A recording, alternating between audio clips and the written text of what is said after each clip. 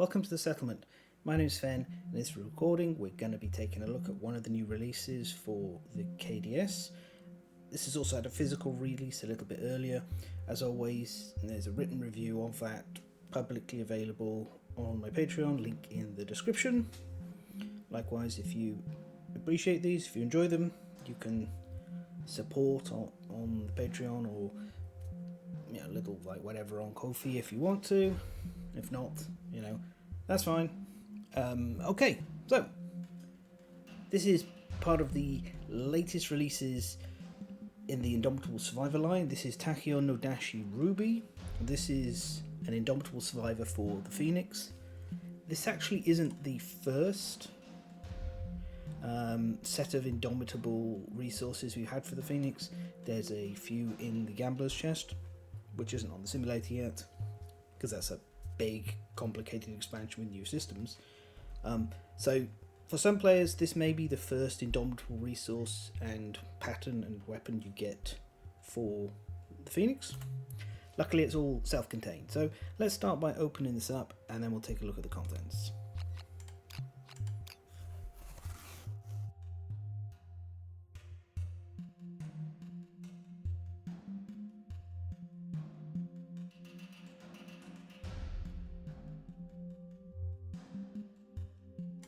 Right, this is everything we get. We have a model to represent Rubi with a sculpted base here.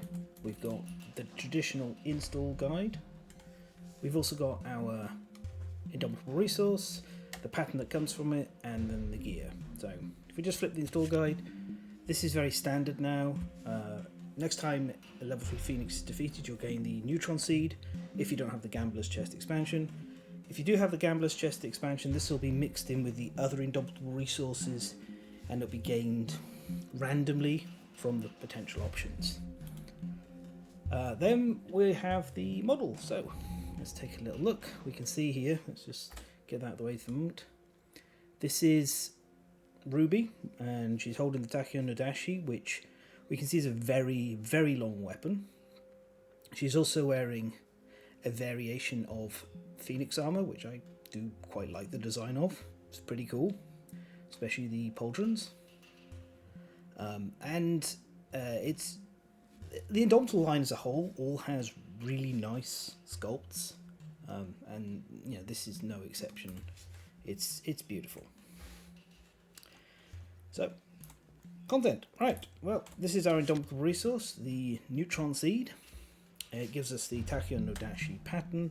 It's the totality of a world line crystallized into a solid concretion. It's Indomitable, perfect organ and stone, which is pretty interesting. And then the pattern is, of course, the Tachyon Nodachi. It costs Neutron Seed, 1 Phoenix Crest, 2 Iron, 3 Perfect Bone, and 7 Hide. Now, the tricky part with this cost is the 3 Perfect Bone. You get a maximum 1 perfect bone per hunt, and you're never guaranteed to get one, although it's worth noting some of these Indomitable resources will be perfect bones themselves separately, so you might have extras from other monsters that you can use there. And then the Phoenix Crest isn't really a big deal. You're getting one of those automatically with part of the rewards for the level 3 Phoenix. A little costly because making a crest crown is very, very good, so it's a tall ask, it's costly, but you're probably hunting the Phoenix at level 3 more than once, so you should be able to make this and the crest crown with the Phoenix crest, and probably whatever else you want once you're fighting that level of Phoenix and handling it that well. So it's expensive, but reasonable, and the main trick is to remember that there will be perfect bones from other monsters via their Indomitable resources, so maybe you save those. And saving in advance. Just remember this, perfect bone cost. And then we have the Tachyon Nodachi itself. This is a weapon melee katana, finesse, metal, other. I will note, I'm of the opinion these days that katanas should also have the sword keyword. Katana keyword by itself is not a particularly great one. The katana mastery is located in the Sunstalker expansion, and you can only get it in most campaigns by defeating a level 3 Sunstalker, So that means we've now got extra requirements in order to properly experience this weapon. Otherwise, you're not really training that mastery at all. And to be honest, even if you are training katana mastery, it's not a great one to completely master. It's a little better if you're playing People of the Sun, which is the Sunstalker specific campaign. That actually gets you katana mastery a lot earlier, so you can create like a generative family of one master has kids with half the katana mastery, so they get the specialization. Then that master retires, goes off, leaves the settlement, and then their children take over the legacy. That works a little bit better. It's got 3 speed. Most katanas are quite fast. 5+ accuracy, solid accuracy. 11 strength, which is great. That means on average it's going to wound 16, 17 toughness, and it can reach 21 toughness without support from, well, really 20, but it can reach 20, 21 toughness without support from the survivor. So it's got the kind of stats you would expect for this. It doesn't have an associated scabbard though, which is a little bit of a shame. I'll get into that in a moment. The other thing worth noting, this is a one-handed weapon. That's always nice. It's got reach 2. Very good. Very useful with Phoenix armor as well. Phoenix armor has the charge action, which is move your full movement forward and add your strength to your attack. So with reach 2, you have a much bigger area that you can manage to attack after you've charged. So it's a lot easier to charge and hit monsters. So that's great. This is the first katana that actually synergizes with Phoenix armor. And then we've got our obligatory JoJo reference. So just to take a little aside, because JoJo's Bizarre Adventure is one of my favourite TV shows of all time, the David Productions version. Adam's a big weeb. He wears that right on his sleeve, on his heart. The game is inspired by Berserk, but also, like many things these days, it's also got plenty of JoJo references. The Phoenix is in part a JoJo reference.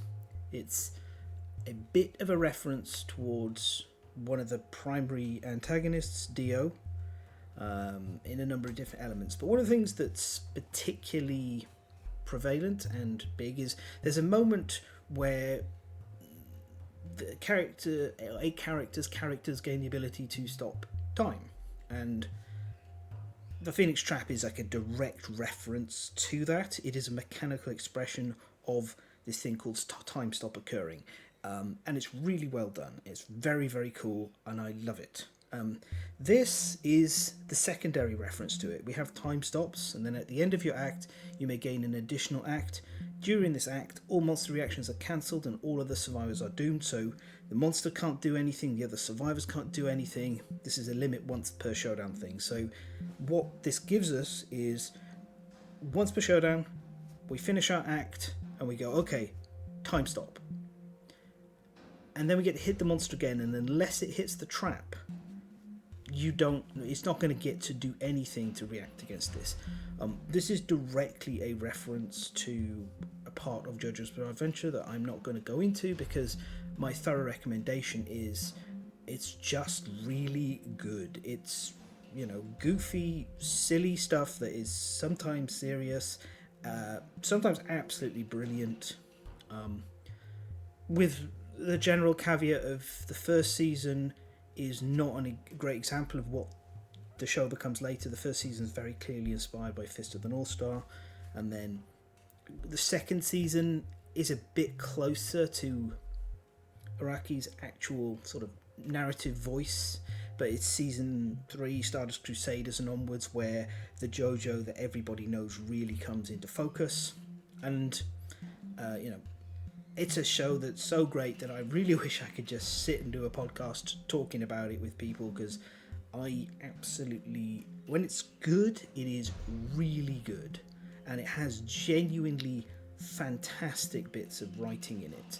But also, there's so many references these days, because JoJo's Bizarre Adventure is a celebration of Western culture and the love of Western culture. One season set in Italy, for example, and it's just paid back to Western culture and Japanese culture and all over the place with its own thing. So I'm getting really off topic here entirely, but suffice to say, the thematics on this weapon are impeccable. This is a fantastically designed piece, and the artwork is gorgeous. If we go back to look at the weapon itself, that design is expressed perfectly here.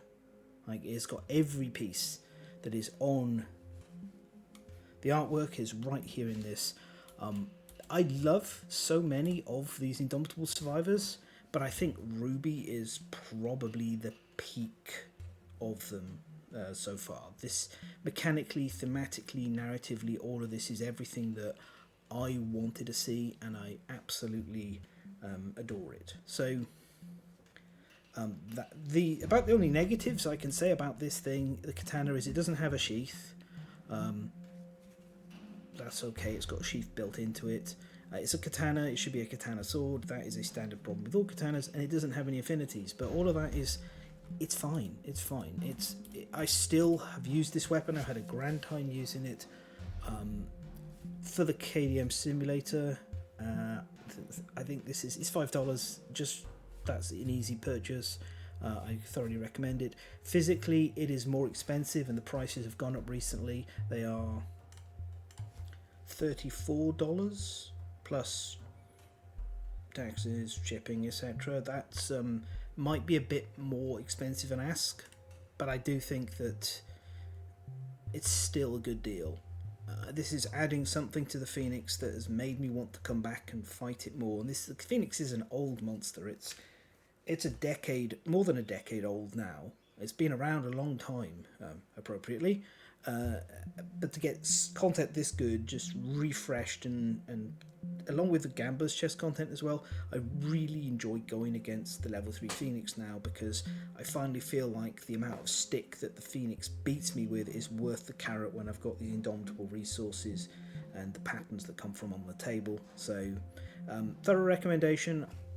I think you should pick this up if you play on the simulator for definite. If you can afford it in physical, it's an amazing model and great content. Even if you just have the core box, this is giving you something more to hunt the Phoenix. And actually, in just pure People of the Lantern, straight out of the base game, this actually does help some of the issues that crop up near the end of the game where your weapons struggle. This really helps. So 2 thumbs up, firm recommendation both for this and JoJo's Bizarre Adventure. Thanks for watching.